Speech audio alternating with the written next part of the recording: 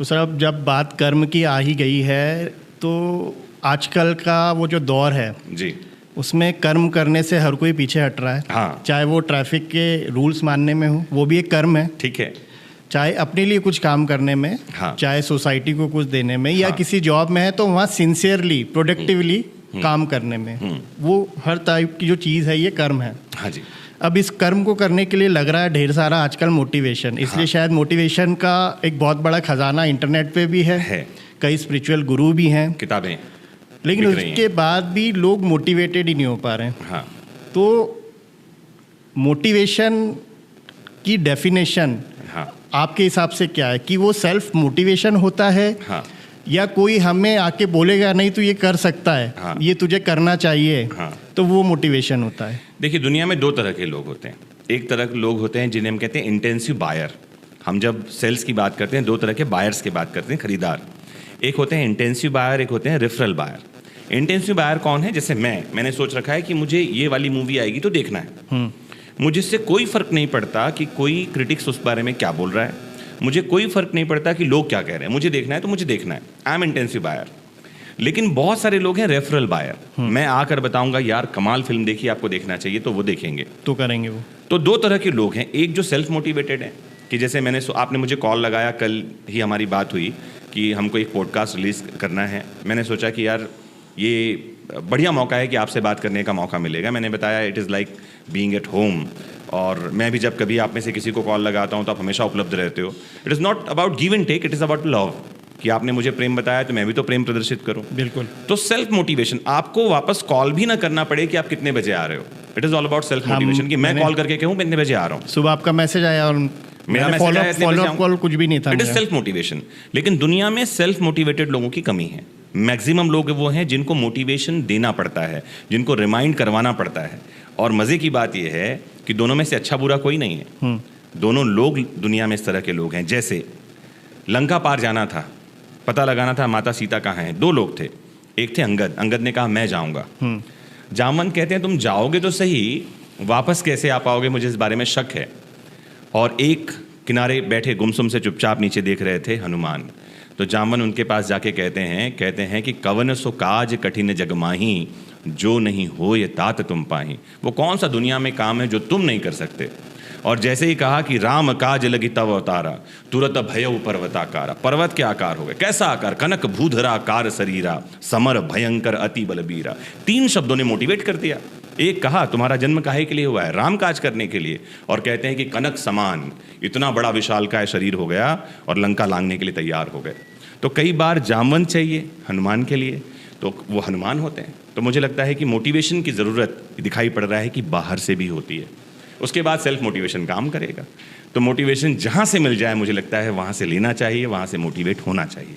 मुझे अभी एक मोटिवेशन मिला कि मुझे आपकी ये जो वोकैब है या आपके अंदर जो पूरा कंटेंट मतलब फीडेड है, कह सकते हैं कि फीडेड है। आपको शायद ज़्यादा याद भी नहीं रखना होता होगा, क्योंकि मुझे तो अब ये जर्नी शुरू हुई है तो बहुत सारी चीज़ें याद रखना होंगी। कैसे करते जाइए, होता चला जाएगा। कैसे किसी चीज़ को विजुलाइज करके भाव आए और कैसे हम शब्द आए। एक बच्ची कहावत दे देता हूँ यहाँ से, आपके लिए मोटिवेशन का काम करेगी। कहा है किसी ने कि जब पहाड़ चढ़ने का समय होता है तो ईश्वर पैरों में ताकत दे देता है। अगर आप पॉडकास्ट में आ रहे हो, चीज़ें अपने आप याद आने लगेंगी। नहीं सर, आ रही हैं। आज सुबह मैं जब घर से निकला था तो मतलब मैं गोयल विहार रहता हूँ, खजाना मंदिर के पास, और वो रास्ता मेरे लिए पहले बहुत इजी था, लेकिन अब बड़ा टफ हो गया है रोज क्रॉस करना। वो इसलिए क्योंकि एक तरफ हॉस्पिटल है, एक तरफ मुक्ति धाम है, जहाँ पर हमने वो पार्ट देखा तो शायद नहीं होना था हमारी लाइफ में। तो मैं वही सोच रहा था कि इस पे क्या लिखूं। तो मैंने लिखा कि एक तरफ जीवन है, एक तरफ मुक्ति है, मतलब मुक्ति धाम है, और एक तरफ जहाँ पर जीवन है। ठीक है, हम उस जीवन को नहीं बचा पाए, लेकिन उसे वो जो मुक्ति मिली है उसको हम सेलिब्रेट करते हैं डेली। तो जो लिखने वाली चीज़ है वो आपको जब भी कुछ लिखना होता है मैं आपके थॉट दिमाग में रख लेता हूँ कि अगर सर होते तो क्या लिखते वो उस चीज़ को। तो बस वो सर विचार आते जा रहे हैं। आपने एक बार बोला था कि अगर विचार आ रहे हैं तो ये बहुत अच्छी बात है। हाँ, ये इनको लिखते चलो, लिखते जाइए। तो मैं नोट्स बनाता रहता हूँ, बट लिखना शुरू कर दिया है। हाँ, तो ये वही सेल्फ मोटिवेशन वाली बात है जी।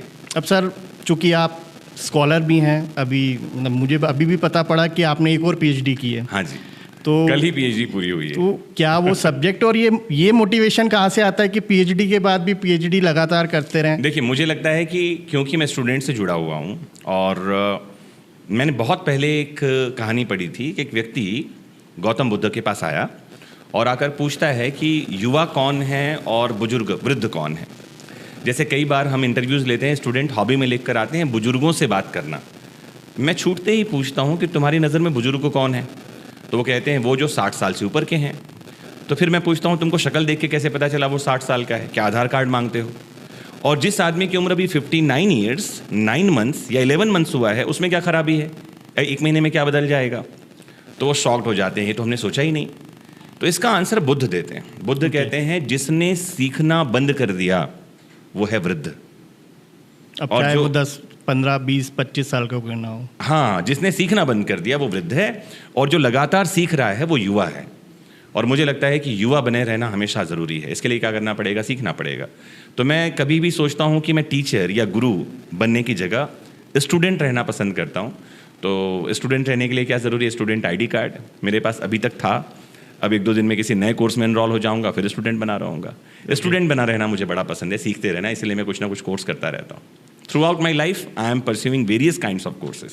ओके, सो सर काफ़ी अच्छा एक इंटरेक्शन डिस्कशन हुआ हमारा, और मैं चाहूँगा ये डिस्कशन हम आगे भी कंटिन्यू रखेंगे, क्योंकि हमने हमारे जो इस पॉडकास्ट सीरीज़ का नाम ही रखा है द अनडिस्कस्ड, जो शायद डिस्कस नहीं हुआ है। आपने एक बात और पूछी थी, उसका भी आंसर मैं दे दूँ। अभी जो हमने रिसर्च किया उसका टॉपिक हमने रखा है, टॉपिक बहुत लंबा है लेकिन मैं नाम बता दूं आपको।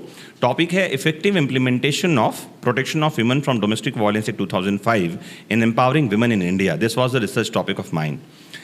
महिलाओं के संबंध में जितने कानून बने हैं उनका महिलाओं के सशक्तिकरण में क्या उपयोग है, ये जानने के लिए हमने रिसर्च किया। पिछले 5 साल मैंने लगाए इसमें, 2 NGOs की भी मदद ली इसमें। 500 महिलाओं को इंदौर और इंदौर के आसपास की हमने इसमें रिसर्च में शामिल किया। जिस महिलाओं में हमने रखा हाउस में हेल्प करने वाली महिलाएं जो घर में काम कर रही हैं, झाड़ू पोछा ये सब का, होम मेकर्स मतलब महिलाएं जो गृहिणियां हैं, वो महिलाएं जो कामकाजी हैं, और वो महिलाएं जो किसी कॉम्पिटिटिव एग्जाम ऐसी तैयारी कर रही हैं। इन महिलाओं का हमने ग्रुप लिया और इनसे हमने बहुत तरह के क्वेश्चन पूछे, जिसमें कि कानूनों के बारे में इनके पास क्या अवेयरनेस है, कौन सी महिला का जीवन में क्या स्टेटस है, डाउरी या दहेज के बारे में महिलाएं क्या सोचती हैं। हमने ऐसे क्वेश्चन आंसर लिए और इस 5 साल में इस डेटा को एनालाइज करके हम एक निष्कर्ष तक पहुंचे, जिसके आधार पर मुझे PhD की डिग्री अलॉट हुई है। और सबसे डरावनी बात हमने क्या पाई इसमें रिसर्च में, मैं आपको बताऊं, जिसके बारे में बात की जानी चाहिए, और वो डरावनी बात ये है कि महिलाओं को उनके लिए जो कानून आया है उसके बारे में जानकारी पता ही नहीं है। जिसमें से एक लाइन मैं बताना चाहता हूँ आपके दर्शकों के लिए। हमारा पास डोमेस्टिक वायलेंस एक्ट 2005 एक कानून लागू हुआ है। इस पर सुप्रीम कोर्ट का एक वर्डिक्ट है कि डोमेस्टिक वायलेंस क्या है, सेक्शन 3 में इसकी डेफिनेशन है। और सुप्रीम कोर्ट ने क्या कहा सुनिए। सुप्रीम कोर्ट कह रहा है, मेल को कह रहा है that your wife is not your servant, you can not order her. Okay, in order to compel work, मतलब किसी महिला को आप जबरदस्ती कर रहे हो तुम ये काम करो, ये वायलेंस है और हम इसको जान ही नहीं रहे हैं। अच्छा, कौन सा काम? घरेलू काम नहीं। अगर महिला कोई घर में रहती है उसको कहा जा रहा है बाहर नौकरी कर, वायलेंस है। वायलेंस है। काम करने वाली महिला को बोला जा रहा है काम छोड़ दे, वायलेंस है। महिलाओं को उनके सम्मान के साथ जीने का हक मिलना चाहिए, ये हमारा कानून कह रहा है, जिसके बारे में जानता कोई नहीं है। तो ये रॉ ऑफ इन्फॉर्मेशन है और इस एरा में इन्फॉर्मेशन नहीं है।